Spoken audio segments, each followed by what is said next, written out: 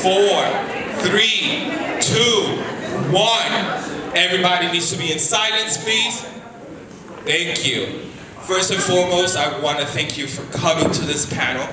I hope you walk away with some type of knowledge. As POCs, we understand the struggles in society.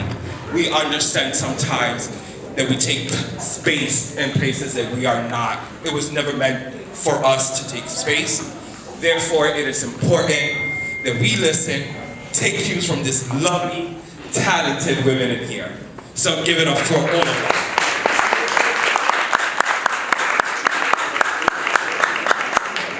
As this is March, and we are celebrating women, we are celebrating all of you. Their win is your win as well. So, let me just be quiet now and give it up to the right people. What's up, everybody? What's up, Democracy Prep Endurance? How you guys feeling today? How are you all feeling today?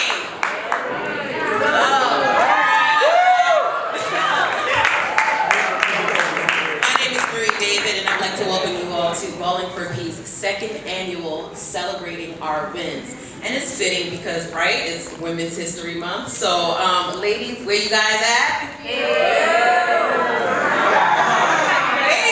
where are you guys at? Who run the world? Who run the world? Yes. Okay. I love the energy. We are celebrating our wins, our success. So we're celebrating you. We're celebrating the ladies on the panel. We're celebrating us, and I'm super excited because I have some phenomenal women with me today. First up, I have Lynn Hobson, who is a publicist, author, and professor. Give it up for Lynn.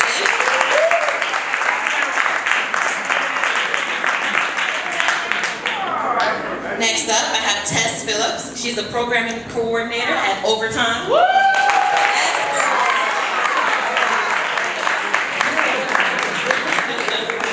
Next up, we have Vanessa Gidden. She's a former WNBA European League player. And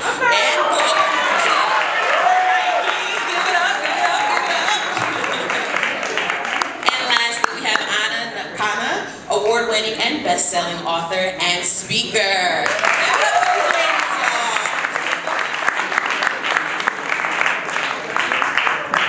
Introduce myself, Marie David. I am a digital producer for The Wendy Williams Show, an assistant editor for Essence, and I'm also, you guys listen to Hot 97 and WBLS, right? Okay. I'm also a host over there as well. So you guys, thank you so much. You could have been anywhere. You guys could have went home, but you decided to chill with us so you guys can walk away with some gems. So I'm super, super excited. Without further ado, let's get this panel started.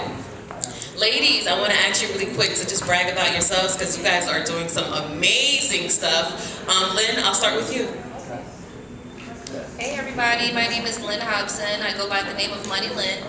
I'm a celebrity publicist. I represent people, places, and things, and I promote them in newspapers, magazines, blogs, social media, local TV, and local radio. I've represented Dipset, Gucci Mane, Author Sister Soldier, host of reality show stars, influencers, and more.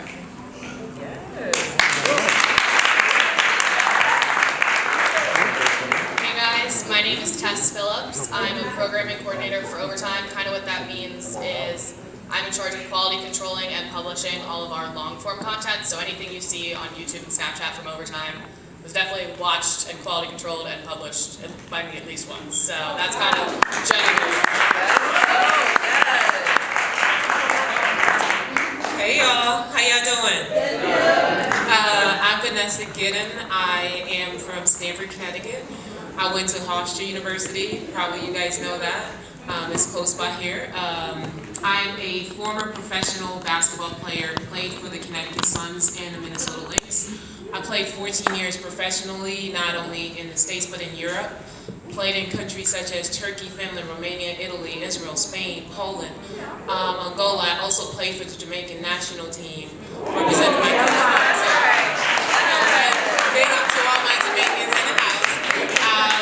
I've won some gold medals for Jamaica, and also a 6-time champion. Wow, where do I continue? I have 2 organizations for younger players to help them to get to college, and I also am a consultant for pro athletes to help them with their career at the next level. I'm now a global merchant for Nike Corp, and that's kind of where I am right now. How's everybody doing? How's everybody doing? My name is Nyakana. I'm actually also from Stanford. Yeah. Funny enough, that's what we were chatting over here. So shout out to Stanford too. 3 Black Knights, right? Originally, I'm from Berlin, Germany, by way of Uganda. So all my East Africans, anybody in here?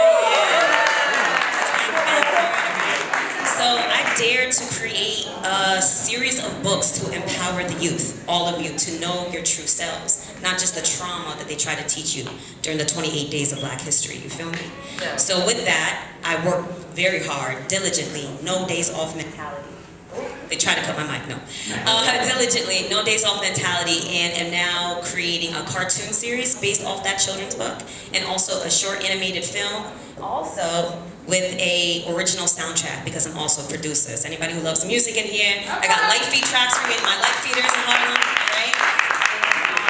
Continuing this national tour right now, and soon to be international tour, so I'm so excited to be here with all of you. Give it up for these ladies.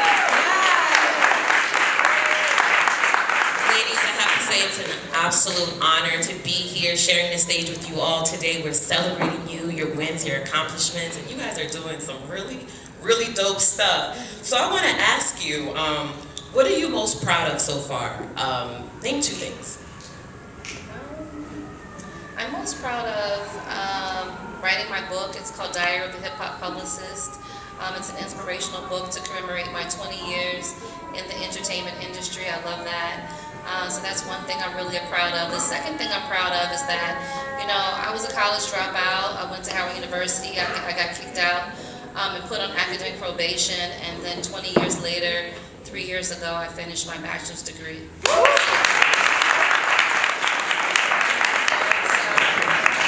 Better late than never, right?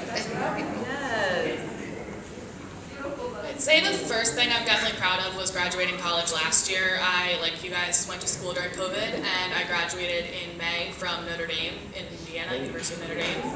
So it was definitely a tough and scary time to be going to school, and I'm sure you guys can all relate. Like, being in online school wasn't the most fun, so I was definitely very relieved to walk across the stage and to receive my diploma.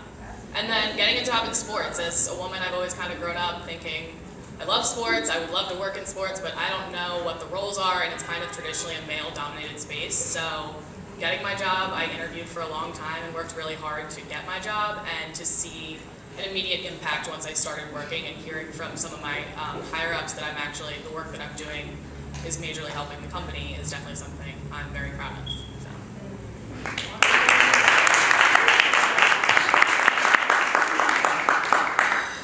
It's really hard to pick 2 things, but I would say what I'm most proud of is not everyone is able to have a 14-year career and then transition from that to life after basketball. It's a very tough transition, so I'm very proud of myself that I was able to do that very smooth. And another thing I'm proud of has nothing to do with me. It's my organization that I created during COVID. And I'm proud of the 15 women that I represent right now in Europe and all over the world. And just their journey, I'm very proud of that, just to see them and say, like, wow, I'm making a difference in your life. But it really has nothing to do with me.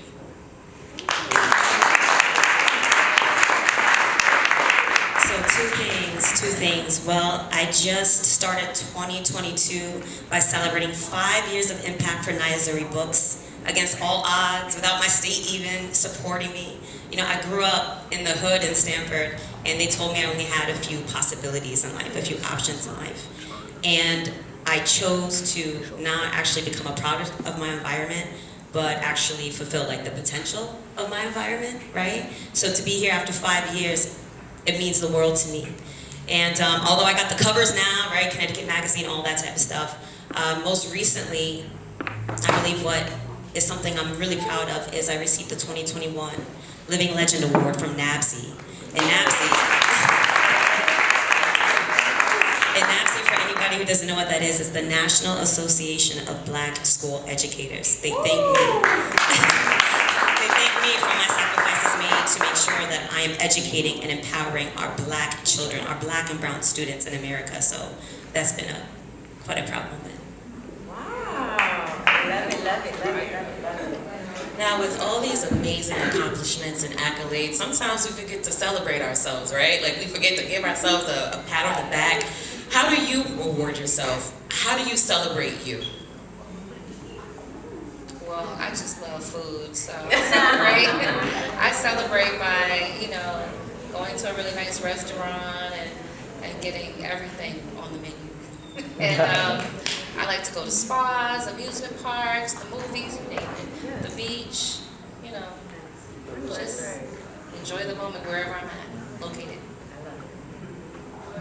Although I watch a lot of sports for work, sometimes just like after a long day, turning off my computer and sitting down and watching a basketball game. If I'm with my family too, if I go home, that's just like so rewarding to me, being around my family, just hanging out, doing what we love.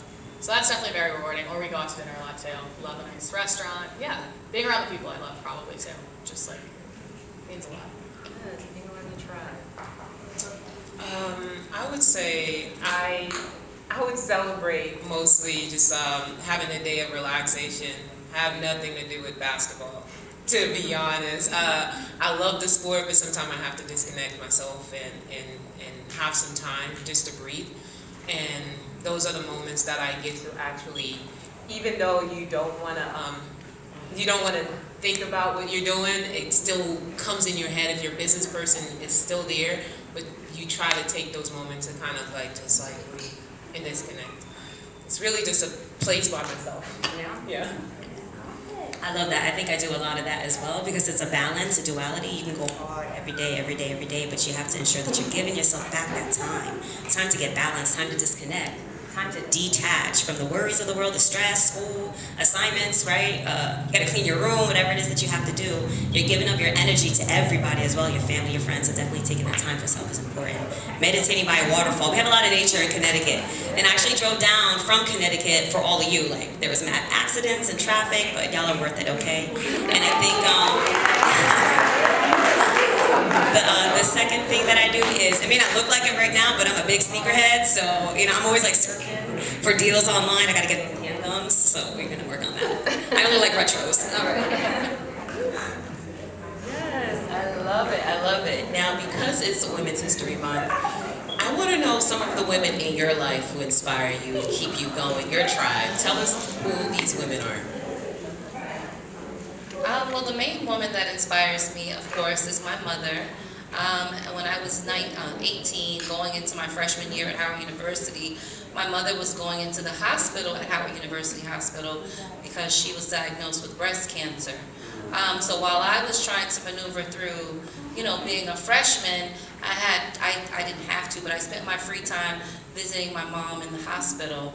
And she's still here today, 25 years later.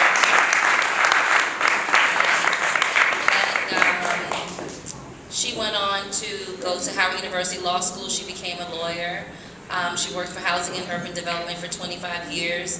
And now she's a pillar in the community in Washington, D.C., where we are from, where my family and I are from. And she just exudes strength, My mom can do like 10 times more things to me than I can, So I look up to her. I aspire to be half of what my mother is. She's very loving, giving. She will give her last to anyone who's lacking. And that's really my only one inspiration is my mom.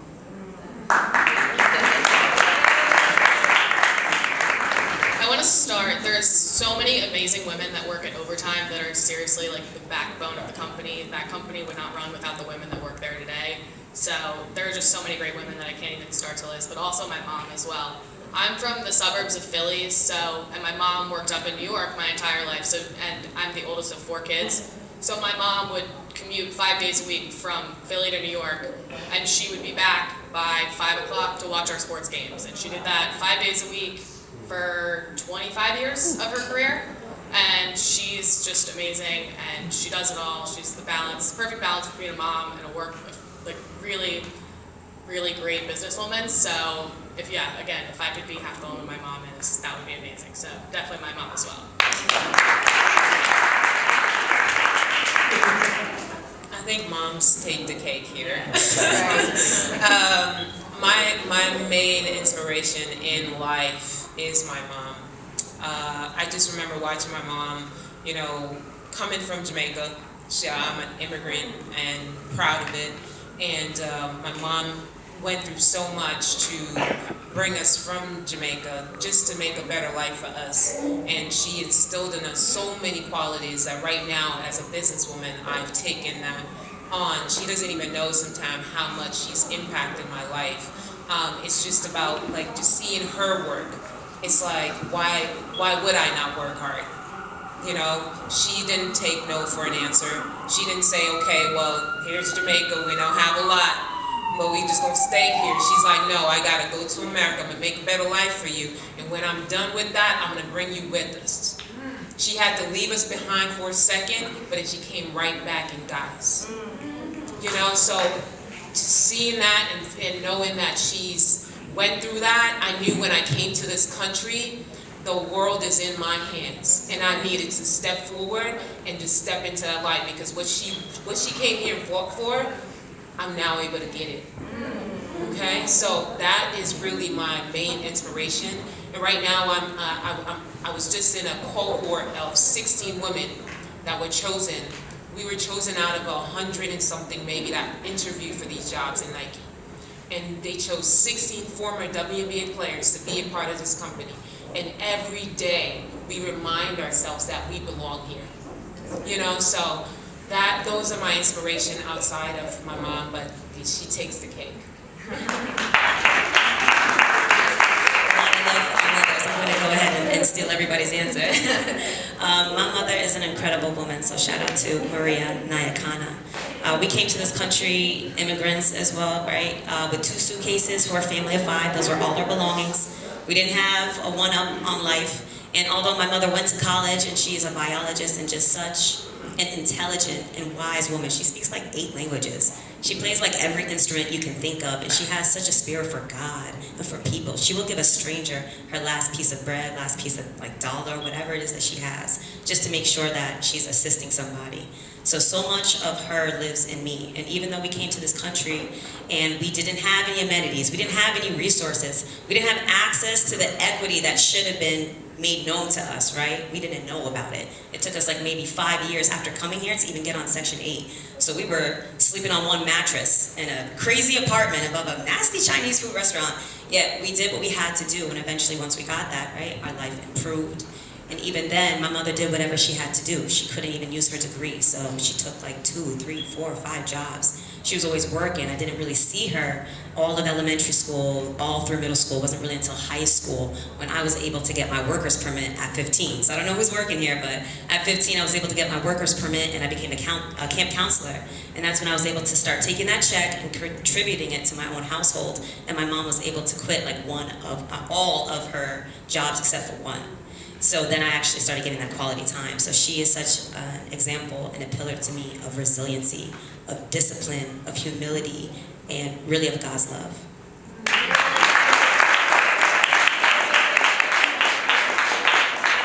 First of all, I want to say shout out to Ballin for Peace for putting together such an amazing panel, H2O. This is so good. And I know some of you all have submitted some questions for our panelists today, and these are really good questions. I want to dive right into them.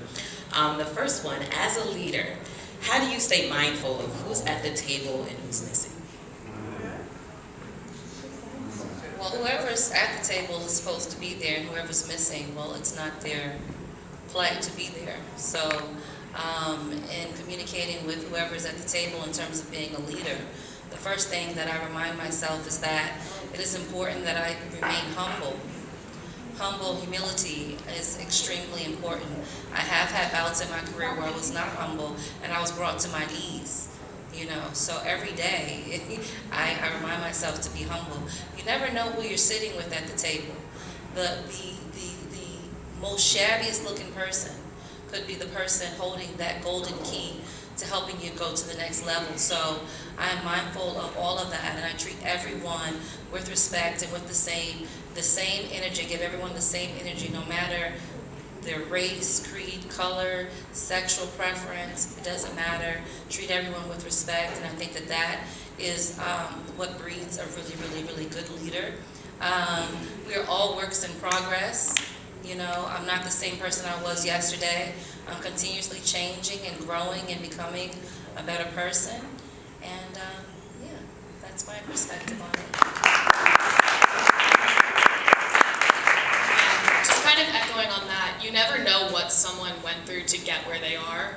And so people at my company, I have no idea, or I do now obviously because I'm friends with them, but when I started I had no idea where these people had gone to school, like what their upbringing was like anything about them really. And also you have to know to respect difference in views, especially working at a social media company like Overtime.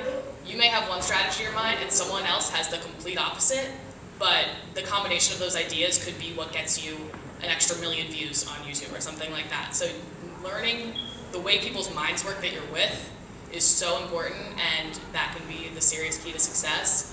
And also, like, as a woman, like, seeing who's missing from the table, I'm aware that, like, in a sports industry, I'm probably, like, a minority, like, amongst men. So also just trying to be super cognizant of observing the population of who I work with and trying to advocate for whoever is missing.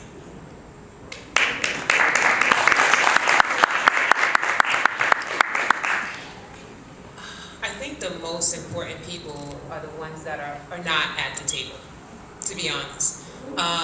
Yes, you try to make sure that the people at the table, you're with them, but it's the ones that are not at the table, for me, that's most valuable, because that's an opportunity. That's an opportunity for me to introduce them to the table, because maybe they don't even know the table exists, you know? So it's like, you get to a place, and my philosophy is that you never forget where you started and where you came from. So even now that you're sitting at the table, if there's an empty seat next to you, you find every opportunity to fill that seat. And I just recently said to Nike, I said, okay, when is the next cohort? Because I know some other women that need to be in this company.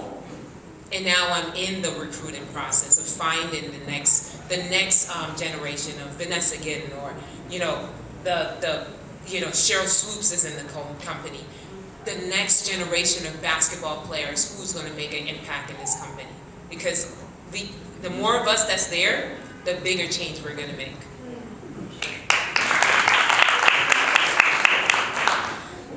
So if someone isn't at my table, that simply means that they're not connected to my table, because we are all the table, right? Shout out to Kanye. So you have to understand that you are the table. So what is it that you're not doing for yourself to allow the opportunity for you to be connected to me versus attached to me, right? More of a burden, more something that's like, oh, help me, versus, I have my own, let me connect myself to you through purpose, right? With the foundation of integrity.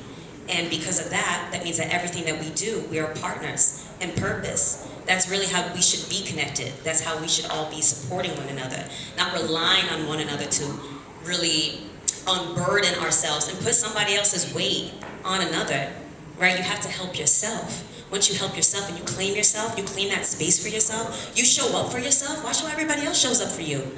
Watch how everyone else shows up for you. So really for me, it's more about holding those around me accountable, right? If I see that they're not there for themselves. And even that can sometimes become burdening, because you can train yourself and you have to be mindful of that self-care and that self-love. Yet, go there for people, especially those that have some sort of trauma or some sort of circumstance, right, that's keeping them from really getting there. Give each other grace and love and understanding so that they can understand and create their own table.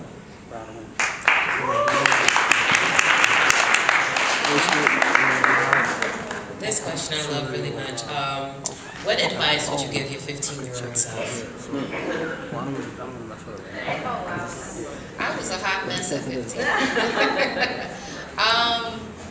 The advice I would give to my 15-year-old self was to listen more, to listen to my peers of prominence, to listen to my parents, my grandparents, my aunts, uncles, with some of my aunts and uncles, not all of them. But yeah, to listen more. You can really, you know, go further in life off of someone else's back just by simply listening. So listening was definitely not my strong point at 15. So yeah, that's what I would have done. Listen.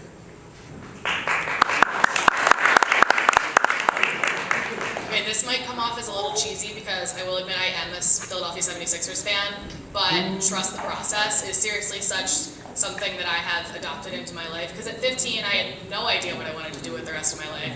I had no idea where I wanted to go in college, which, by the way, is completely okay. Even if you're older than that, if you're a senior, we were talking about it earlier, you do not have to have your entire life mapped out as a senior in high school. That's just right off the bat. But I've always worked hard, and I just need to know that, like, I always get anxiety about, oh, I don't know what I'm going to do. Like, I get so in my head about it, but if I just told myself, hey, trust the process. Your work is going to get you where you need and want to be. So it got me to the school that I loved. It got me the job that I have that I love. So if your, like, work ethic is strong, just trust it. Everything will end up as it's meant to be.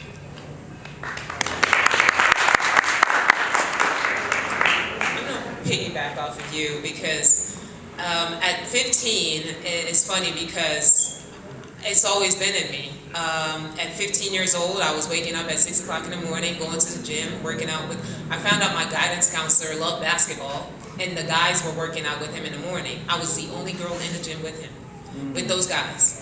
And I was just so focused on, okay, I need to get a scholarship. Gotta get a scholarship. That's the only way I'm going to college.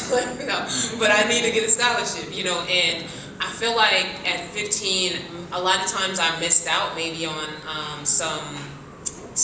just a break, you know. So I would say give yourself some grace at 15 and realize that yes, you do need to work hard and try to put your best foot forward, but also have that time where you just be a kid, you know, be a kid and enjoy that moment.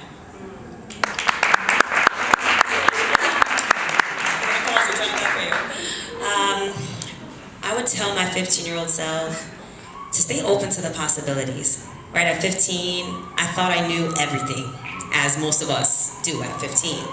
At 15 years old, it was a very pivotal point for me because that's when I declared that I was going to get a record deal. I was coming into the music industry. Music is my first love, so I declared it. I started doing shows all over Connecticut, New York, heavy in the Bronx. Like, I was everywhere doing my thing, so I thought, right?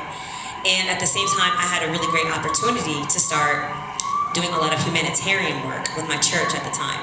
So I was able to go back to my own countries, and I was able to go to other countries and really interact with those that were more of my brothers and sisters than the ones I even grew up with in my neighborhood back in the States.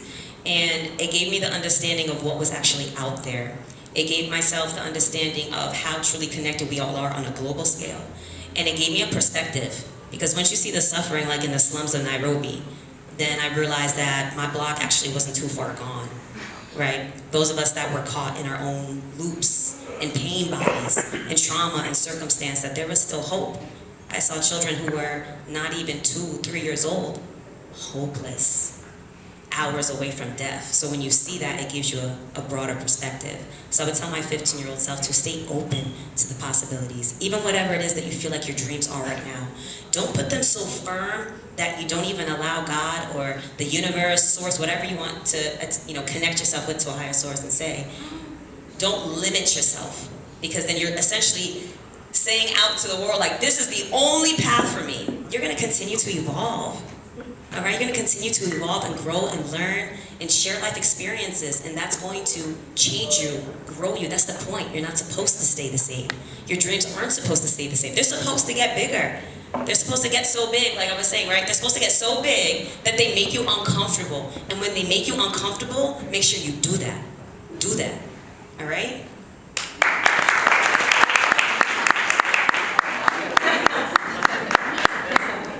Have you ever been so discouraged that you wanted to quit? And that's a great question.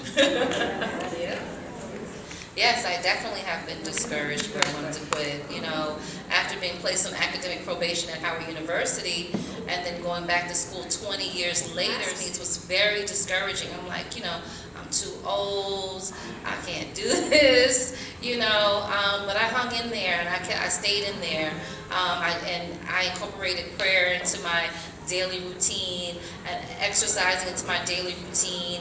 I put up affirmations on my mirror to encourage myself. I would talk to myself. I became my own best friend, you know, and I just talked my way through it, you know, and you know, those math tests went from F's to D's to B's to I passed, you know.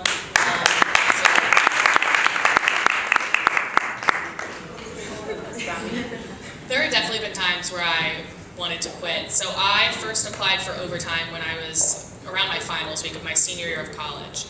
And I didn't hear back, because that was at the end of April. I didn't get my job offer until August. So I first applied, I was applying to be on our social team. I had a few interviews with our head of social. I had done a couple of trial projects to see if I'd be right for the job. And then I got a call in June saying, hey, we actually think you'd be better suited doing long form content working under someone else. So then I had to do the whole process again. And at this point, all of my friends were starting their real jobs, and I was just waitressing, and I was so unsure of myself. I just graduated college. I was like, if I also went 6 months to not get this job, this is gonna suck. And so I was like, but if it could happen, so I had to have a lot of backup plans, but thankfully everything worked out, and I could have just given up after the second, third, or fourth trial project because it was a lot of work and it was a lot of stress, but thankfully I didn't, and I stayed the course, and now I am where I am, but it definitely took some time to get there, and there were definitely moments I wanted to quit, but glad I didn't.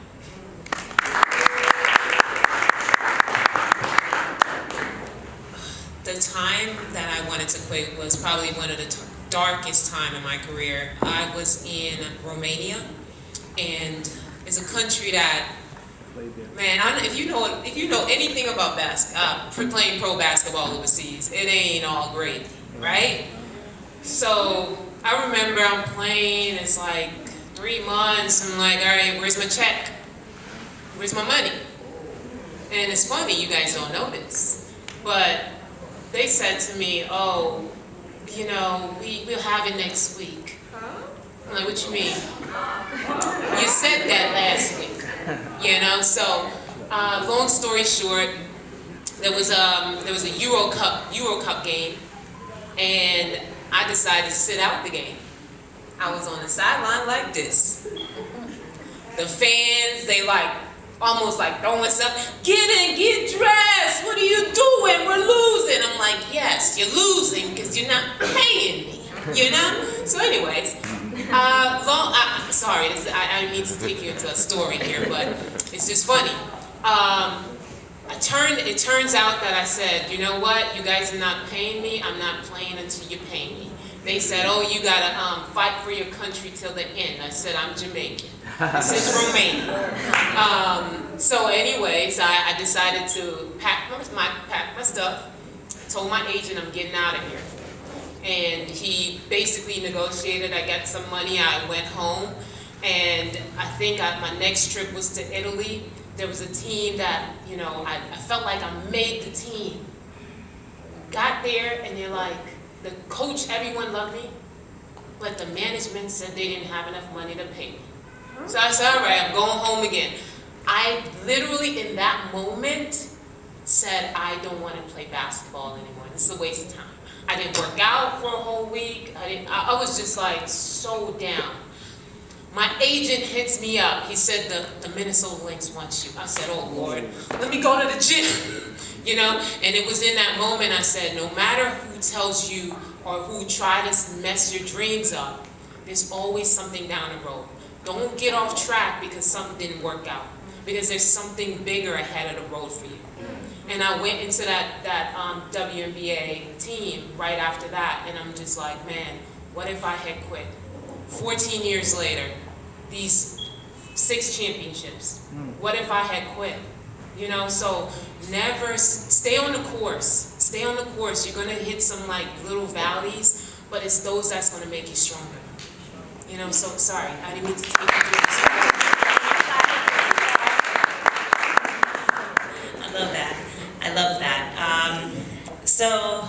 Before I started doing what I'm doing now full time, I was attempting to live in my purpose part time.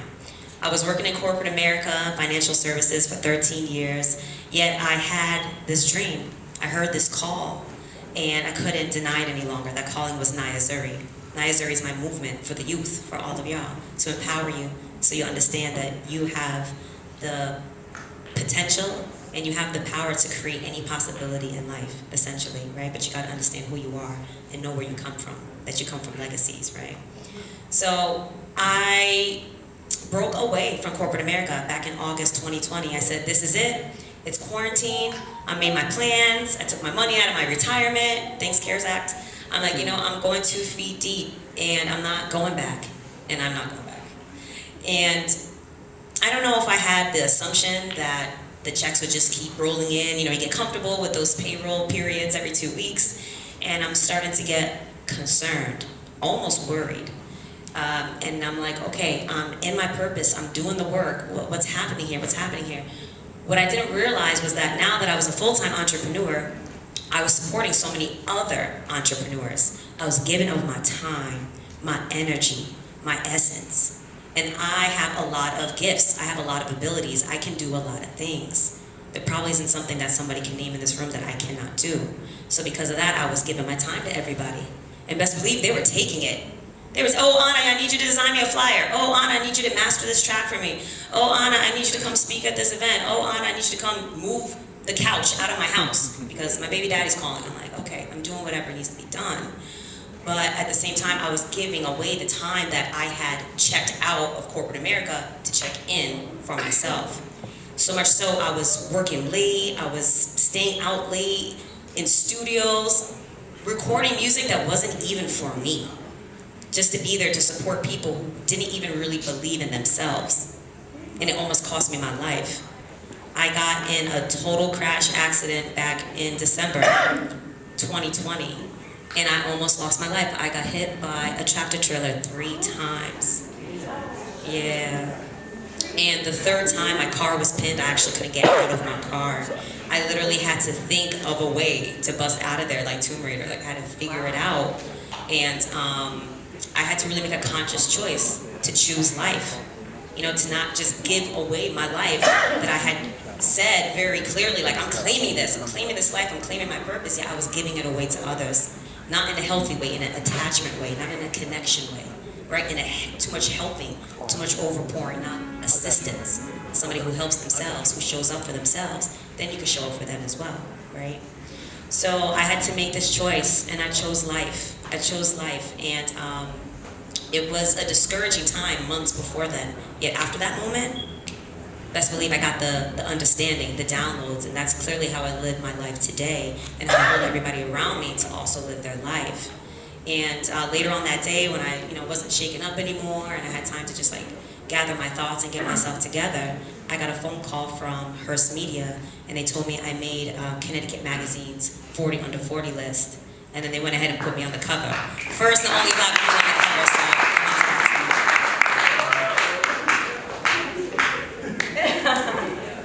Okay, I'm going to ask one more question from this list here. How can women support other women? It's only right because it's Women's History Month.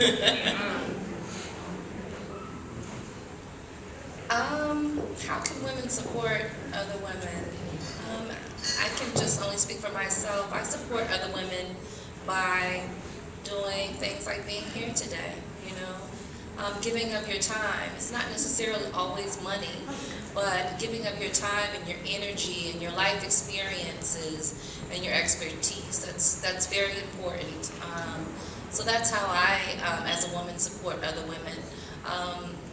Another way I support other women is that I provide a platform for new businesses to showcase their products, at an expo that I've created. And that's how I support other women. I give them the platform that they wouldn't normally have to be able to give their products to influencers and have the influencers post their products and stuff like that. So that's what I do. I think just generally speaking, just trying to be uplifting to other women and not being judgmental and not assuming anything about any other women. Just know that it's been a struggle for everyone growing up. So I think just being as uplifting as we can to other women is just the most important way to do it. Through work though, one thing I am in charge of is Overtime has a collab with Facebook where we are partnering with 5 colleges to sponsor 5 women's college teams. So it's Notre Dame women's basketball, Duke women's basketball, Nebraska volleyball, UCLA gymnastics, and Stanford soccer. So we have been trying to feature them on all of various different platforms. So we have a soccer account, we have a women's basketball account, we've even put them on Overtime's main Instagram, which has gotten them a lot of exposure and they've been really happy for it. And also you get like women's basketball, people watch that, but like some of like the gymnastics account and the soccer account, like those girls didn't get as much exposure, especially from like Overtime's main Instagram that has over 2 million followers. So that was really awesome for them, which I was really happy to do during Women's History Month.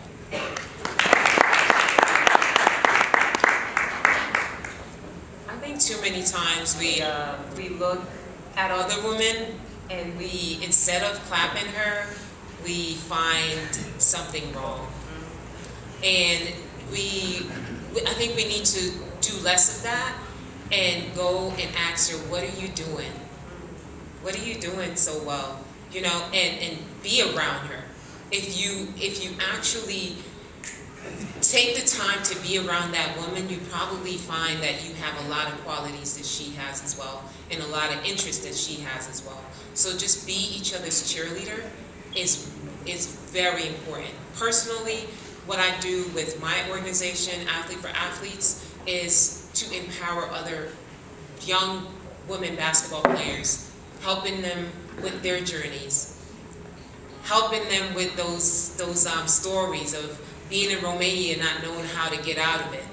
You know, empowering them, making sure they know that the agent is, you know, just a representative for you. You are the product. Okay, so I try to empower them in that way in my organization, but just always just be a cheerleader for the women next to you, and the men too. You know, I know it's Women's History Month, but we'll give you guys a little love. Thank you. I love that. We got to give them a lot of love, especially the men that show up for women, because that means they're showing up for themselves, right? So what I do personally is I challenge the women in my life to compete against themselves versus compete against one another, right? Because it's not a competition. Every girl in here, like, look around to your left, to your right, like behind you. Every girl around you, that's your network, right? And everybody says that your network is your net worth. So you have to understand how to value yourself, value your potential so high, know what it is that you can complete in life. That way the girl next to you also has that same worth mentality and knows that given to you is also given to her, right? Showing up for you is showing up for her, yet you have to do it for self first.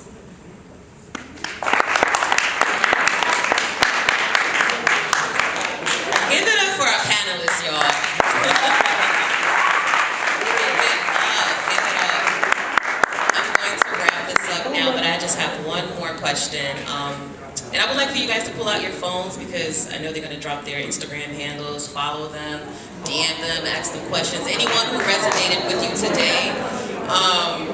But what are you most excited for this year? Because I know it's the top of the year. And then share where they can find you, your social media handle, website, and so on and so forth. This year, I am so excited. I just turned 50, and so I'm treating myself to a trip. Yes, I'm treating myself to a trip to Egypt, to go visit the pyramids. It's a dream trip. It's some place I've always wanted to go. As the world gets crazy and crazier, I'm like, let me go ahead and knock this out now. So I'm looking forward to that. I'm looking forward to growing my expo for young blossoming businesses. And if you want to keep up with me, you can follow me on Instagram at I am Lynn Hobson, LYNNHOBSON. Thank you so much, and thank you, Ballin for Peace, for having me. I appreciate it. A few things I'm excited about this year. One is for Overtime's YouTube. A lot of our long form content, we have some really amazing series kicking up starting this weekend and into the summer. One that I can say this weekend is we're starting a show with Jada Williams. She's one of the best high school basketball girls players in the country. She's playing out in California. She's dating Mikey Williams right now, if you know him. So they're like a really big like basketball power couple right now. So we're starting a show on her. She's amazing and her team. And then also we started a basketball league down in Atlanta called Overtime Elite, OTE. And we're doing some really amazing stuff down there, and it's a really cool league, so definitely excited to just see how that progresses throughout the year. And my Instagram account is just Tess, TESS _ Phillips, PHILLIPS.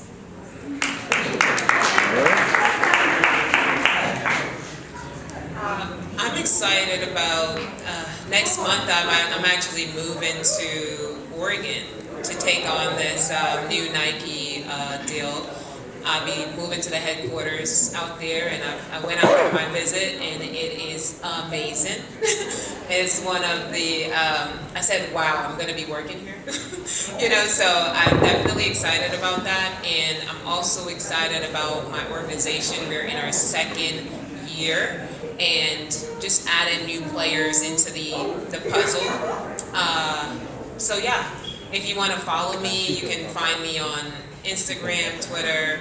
My personal page is Vanessa Gidden 43, and my business page is athlete4 athletes, and the other business is V's Hoops, which is VEEZHOOPS. And I'll give you guys this. It's kind of hard to take it down. If you want me to go over it again, I will, but there's more people here. But I would like to just thank Ballin for Peace for doing this. I think that is great. I'm happy to be here with you guys. Please feel free to reach out. This is now your network. We talked about this in the room with a few ladies. When you meet someone, make sure that you follow up and try to get into their network, because that might lead to your next job. Okay?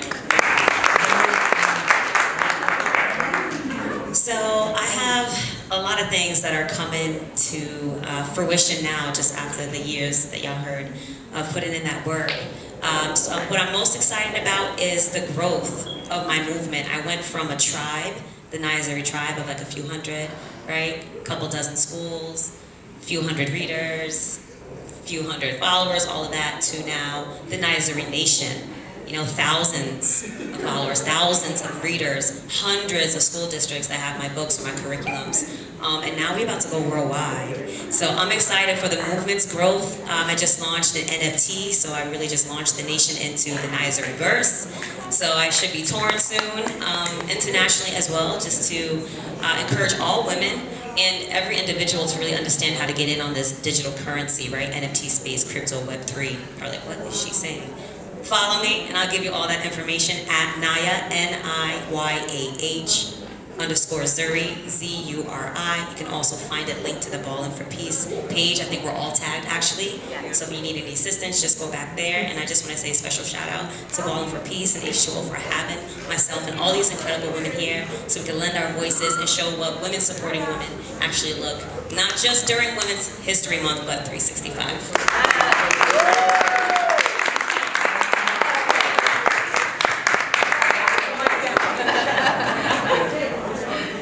Wasn't this amazing, y'all? Do you guys feel uplifted?